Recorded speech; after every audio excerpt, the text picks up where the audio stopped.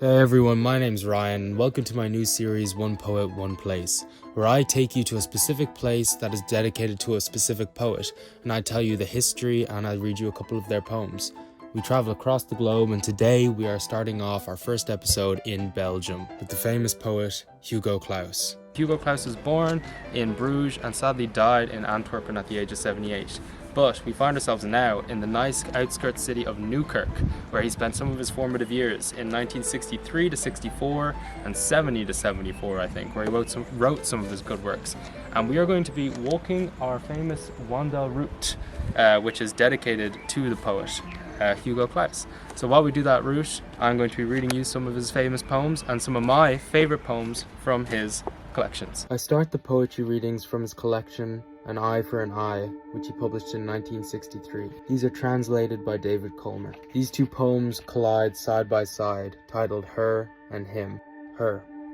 An evening like any other, nothing to tell me you were present in the world. I received no notification. I could have missed you. I could have stayed home that afternoon, fallen ill, met your cousin instead of you. Someone else would have taken me that night. Isn't it better to be made of stone, or am I glad it was you? It's better to be grass. People mow it, weed it, and it grows wild again, never the same. That final couple of lines is really what made me favor this poem. Mow it, weed it, and it grows wild again, never the same. Him. People say that a man who has been bitten by a mad dog sees the image of the beast in water everywhere. Have the teeth of rabid love sunk into me? That in the vastness of the sea, the river's whirlpools and the glass from which I drink, I cannot escape your image, smiling up at me. Walks, I think it's so interesting the fact that he was here, he lived here, we're walking the steps that he probably would have walked at one point in time, and where he might have gotten inspiration for some of his poems, and maybe that will give us inspiration for our poems and some other things in life. And I think the reason he chose to say here is quite synonymous with poets and wanting that kind of relaxing life that gives them time to think and write. If you look at people like Sylvia Plath when she moved to, I think it was Spain. Here we are stood outside Hugo Claus's house where he lived for a couple of years.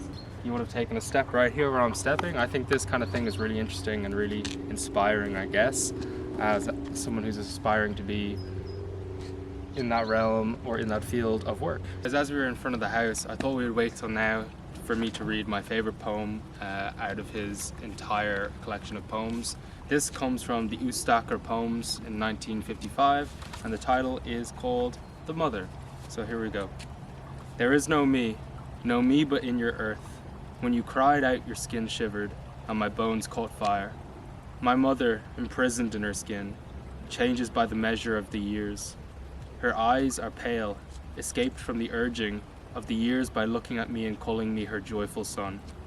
She was no bed of stone, no feverish beast.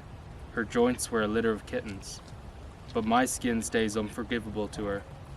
The crickets in my voice unmoving. You have outgrown me, she says slowly, washing my father's feet, then falling silent, like a woman without a mouth. When her skin cried out, my bones caught fire. You laid me down. I can never bear this image again. I was the welcome but murderous guest, and now in manhood, I am a stranger to you. You see me approaching and you think, he is the summer. He shapes my flesh and keeps the dogs in me alert. While you die on your feet every day, not with me.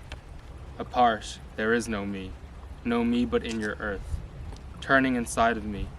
Your life is lost, you won't come back to me, I cannot recover from you.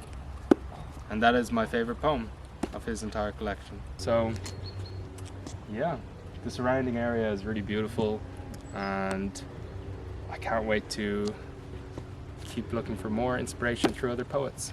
I guess it only makes sense to move on and, yeah, keep going.